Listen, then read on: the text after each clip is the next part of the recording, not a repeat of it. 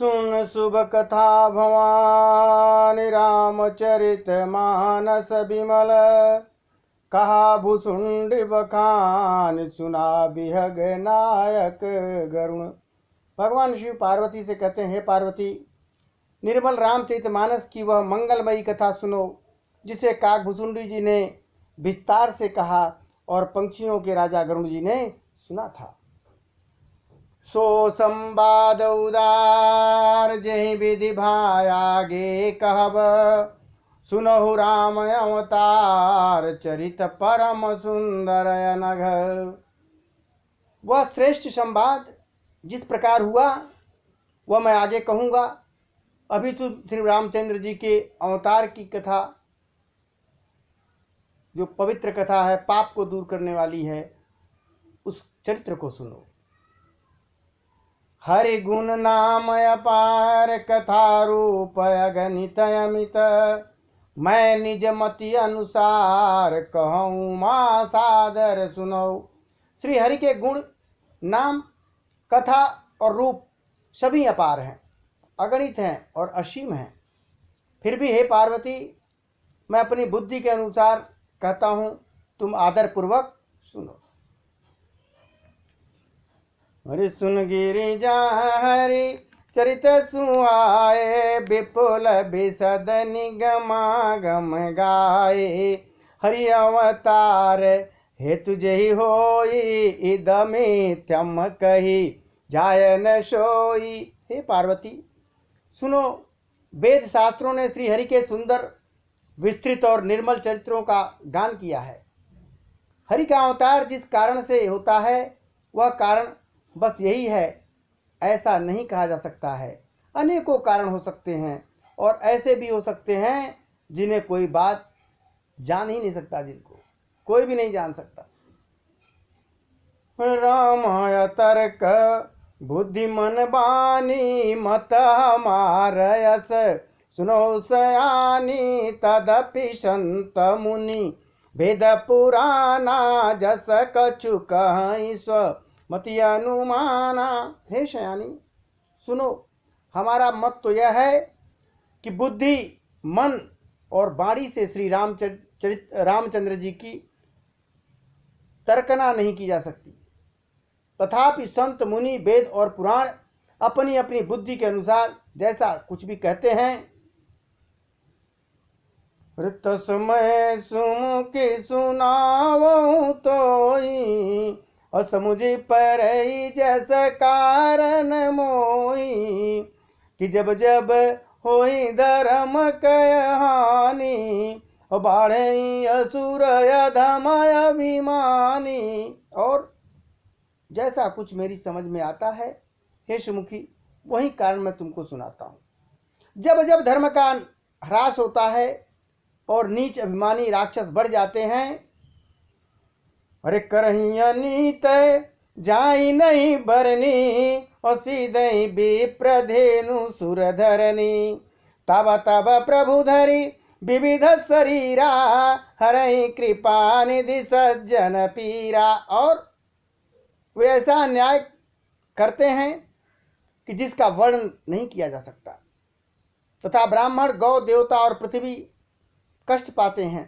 तब तब वे कृपा निधान प्रभु भांति भांति के शरीर धारण करके सज्जनों की पीड़ा को हरते हैं। असुर मारि था पहि सुरन। और आखै निज श्रुत सेत। जग विस्तार ही विशद जस राम जन्म कर हेतु। वे असुरों को मारकर देवताओं को स्थापित करते हैं।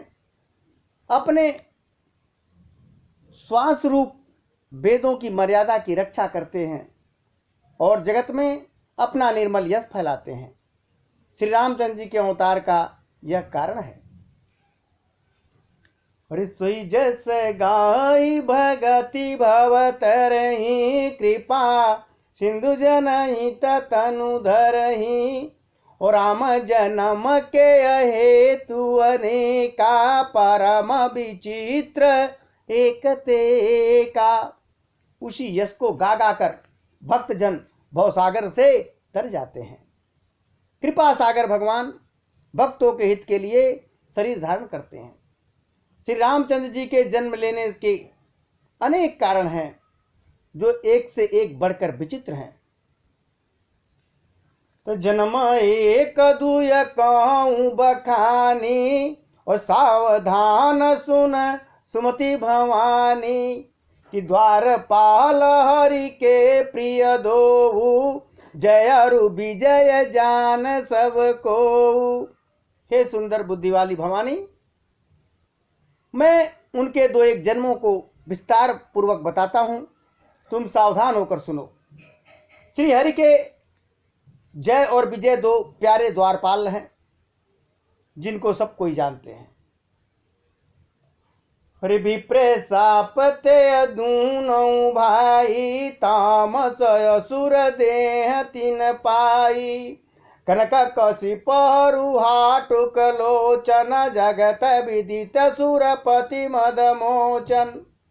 उन दोनों भाइयों ने ब्राह्मण शनकादि के शाप से असुरों का तामसी शरीर पा लिया। किसने? जय और विजय ने, जो भगवान के द्वारपाल थे। एक का नाम था हिरण्याकश्यप और दूसरे का नाम था हिरण्याक्ष। ये देवराज इंद्र के गर्भ को छुड़ाने वाले सारे जगत में प्रसिद्ध हुए। अरे विजयी समर वीर विख्याता, धरि बराह बपु एक निपाता, हुई नर हरि दूसर पुनि मारा, जन प्रहलाद सुजस विस्तारा। वे युद्ध में विजय पाने वाले विख्यात वीर थे दोनों। इनमें से एक हिरण्याक्ष था जिसको भगवान ने 12 सूअर का शरीर धारण करके मारा था, और दूसरे हिरण्याकश्यप जिनको भगवान ने नरसिंह रूप धारण करके वध किया था और अपने भक्त प्रहलाद का सुंदर यश फैलाया था। तो भय निशाचर जाइते महावीर बलवान, और कुंभकर्ण रावण सुभट सुर विजयी जगजान। यही दोनों हिरण्याकश्यप और हिरण्याक्ष, ये दोनों जब भगवान ने इनका वध किया तो अगले जन्म में दोनों योद्धा रावण और कुंभकर्ण के नाम से बड़े बलवान और महावीर राक्षस हुए, जिन्हें सारा जगत जानता है।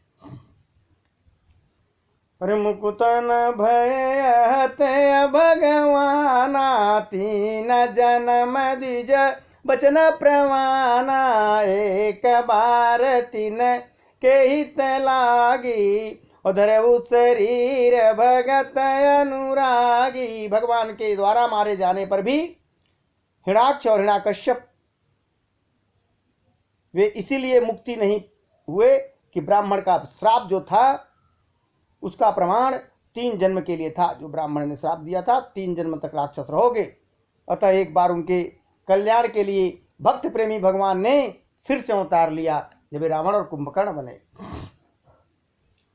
अरे कश्यप अदित तहाँ पितु माता, दशरथ कौशल्या विख्याता, एक कल्प यही विधि अवतारा, चरित पवित्र किए संसारा। वहां उस अवतार में जब रावण और कुंभकर्ण को मारा था भगवान ने, कश्यप और अदिति उनके माता पिता हुए, जो दशरथ और कौशल्या के नाम से प्रसिद्ध थे।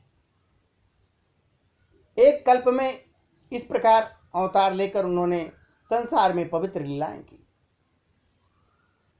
एक कल्प सुर देखे दुखार, समर जलंधर सन सब हारे, शंभु कीन संग ग्रामय पारा, धनुज महाबल मरइन मारा, परम सती असु राधिप नारी, तेहि बलताइन जितहि पुरारी।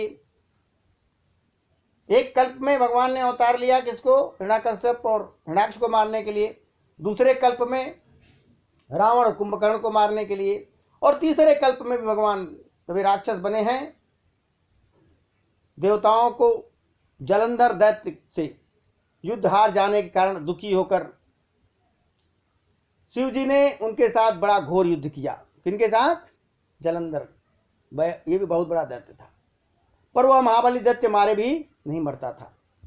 उस दैत्य की जो पत्नी थी वो बड़ी सती थी, बड़ी पतिव्रता थी। उसी के प्रताप से त्रिपुरासुर जैसे अजय शत्रु का विनाश करने वाले शिव जी भी उस दैत्य को नहीं जीत सके।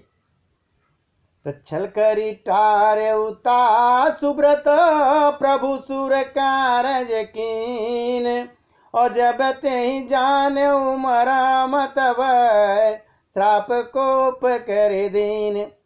प्रभु ने छल से उस स्त्री का व्रत भंग किया। किसका?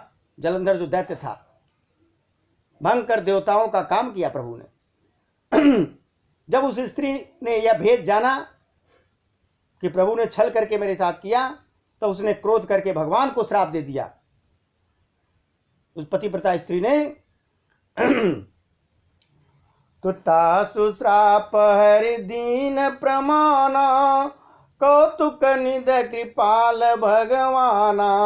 तो तहाँ जलंधर रावण भयऊ रनति राम परम पद दयऊ। लीलाओं के भंडार कृपाल हरि ने उस स्त्री के शाप को प्रमाण दिया, स्वीकार किया, और वहीं जलंधर उस कल्प में रावण हुआ, जिसे श्री रामचंद्र जी ने युद्ध में मारकर परम पद दिया। एक जन्म कर कारण आज ही लगी राम धरिय नर देहा, प्रति अवतारक था प्रभु केरी, सुन मुनि बरनीय कभी न गनेरी। एक जन्म का कारण यह था जिससे श्री रामचंद्र जी ने मनुष्य देह धारण किया। हे भारद्वाज मुनि सुनो, याज्ञवल्क्य जी कह रहे हैं, प्रभु के प्रत्येक अवतार की कथा कवियों ने नाना प्रकार से वर्णन किया है। नारद श्राप दिन एक बारा, कल्प एक तेहि लगी अवतारा, गिरिजा चकित भई सुन बानी, और नारद विष्णु भगति पुनि ज्ञानी। भगवान बताते हैं पार्वती को कि एक बार नारद जी ने श्राप दिया, अतः एक कल्प में उसके लिए अवतार प्रभु ने लिया। यह बात सुनकर पार्वती जी बड़ी चकित हो गई और बोली कि अरे प्रभु, नारद जी तो विष्णु जी के भक्त हैं और ज्ञानी हैं। कारण कवन श्राप मुनि दीना, और काय अपराध रमापति कीना, यह प्रसंग मोहि कहूँ पुरारी, मुनि मन मोह आचरज भारी। मुनि ने भगवान को श्राप किस कारण से दिया? लक्ष्मीपति भगवान ने उनका क्या अपराध किया था? हे शंकर जी, हे पुरारी, यह कथा मुझे कहिए। मुनि नारद के मन में मोह होना बड़े आश्चर्य की बात है। तो बोले बिहसी महेश तब, ज्ञानी मूढ़ न कोय, और जही जस रघुपति करही जब, सो तस ही क्षण होय। तब महादेव जी ने हंसकर कहा, न कोई ज्ञानी है न कोई मूर्ख है, श्री रघुनाथ जी जब जिसकी जैसा करना चाहते हैं उस क्षण वैसा ही वो हो जाता है। अरे कहूँ राम गुण गाथ, भरद्वाज सादर सुनहु, भव भंजन रघुनाथ, भज तुलसी तज मान मद। याज्ञवल्क्य जी कहते हैं, हे भारद्वाज, मैं श्री रामचंद्र जी के गुणों का, भगवान के जो गुणों की कथा है वो कहता हूं, तुम आदर से सुनो। तुलसीदास जी कहते हैं, मान और मद को छोड़कर आवागमन का नाश करने वाला रघुनाथ जी को भजो, और कोई नहीं है। अरे हिमगिर गुहाए कयति पावन, बह समीप सुर सरिय सुहावन, आश्रम परम पुनीत सुहावा, और देख देव ऋषि मन अति भावा। हिमालय पर्वत में एक बड़ी पवित्र गुफा थी, उसके समीप ही सुंदर गंगा जी बहती थी। वह पवित्र सुंदर आश्रम देखने पर नारद जी के मन को बहुत ही सुहावना लगा। तनि रखी शैल सर विपिन विभागा, भयउ रमापति पद अनुरागा, सुमिरत हरि श्राप गति बाधी, और सहज विमल मन लागी समाधि। पर्वत, नदी और वन के सुंदर विभागों को देखकर नारद जी का लक्ष्मीकांत भगवान के चरणों में प्रेम हो गया। भगवान का स्मरण करते ही उस नारद मुनि के श्राप की, जो श्राप उन्हें दक्ष प्रजापति ने दिया था और जिसके कारण वे एक स्थान पर नहीं ठहर सकते थे, गति रुक गई और मन के स्वाभाविक ही निर्मल होने से उनकी समाधि लग गई वहां। तब तक नारद रुक नहीं सकते थे कहीं, दक्ष ने श्राप दिया था, दक्ष प्रजापति ने। अब वो स्थान देखकर भगवान की कुछ कृपा, वो गति रुक गई और वहां उन्होंने समाधि लगा ली नारद मुनि ने। तो मुनि गति देख सुरेश डेराना, काम ही बोले कि न सनमाना, सहित सहाय जाहु मम हेतु, चलवा रसैया जलचर केतु। नारद मुनि की यह तपमयी एकदम तपस्या में देख करके स्थिति देवराज इंद्र डर गए कि कहीं नारद ऐसा न हो जाए कि सिंहासन हमारा ले ले। उसने कामदेव को बुलाकर आदर सत्कार किया और कहा कि मेरे हित के लिए तुम अपने सहायकों को के साथ जाओ और नारद की समाधि भंग करके आओ। यह सुनकर मीनध्वज कामदेव मन में प्रसन्न होकर चले। ऋषुना सीर मन महु असी त्रासा, चहत देव ऋषि मम पुरवासा, जे कहा मिय लोलुप जग माही, और कुटिल का कई वह सब ही डेराई। इंद्र के मन में यह डर हुआ कि देवर्षि नारद मेरी पूरी अमरावती का निवास जो राज्य है वो चाहते हैं, इसलिए तपस्या कर रहे हैं।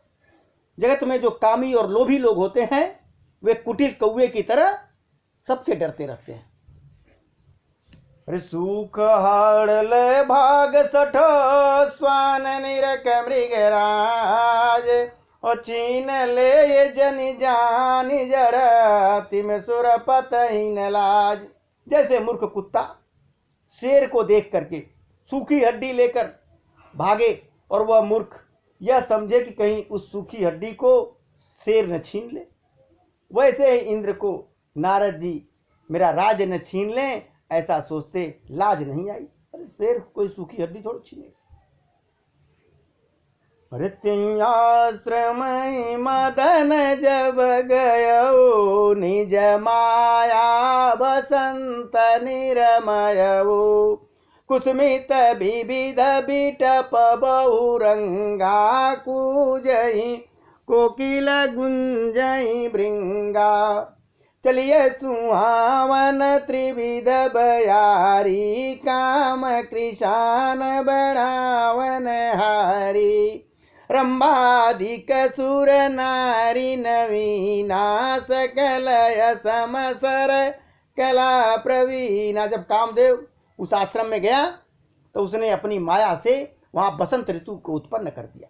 तरह तरह के वृक्षों पर रंग बिरंगे फूल खिल गए, उन पर कोयलें कूकू करने लगी और भंवरे गुंजार करने लगे।